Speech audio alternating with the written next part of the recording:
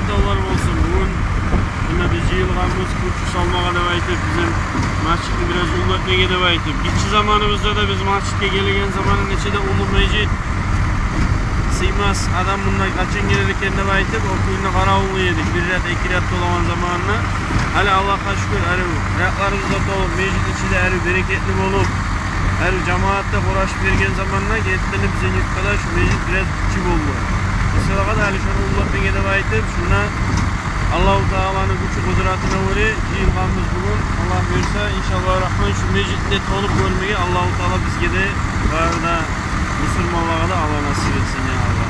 Bugün şunda minanı düzmege de aytıp gelgendeyim. Ahirette de cennette de Muhammed Peygamber sallallahu aleyhi ve sellem Nivâul Hamdi bayram gününe cennet enterine olmağa Allah-u Teala nasip etsin ya Allah. Bizge de barda Müslümanlığa. Evet.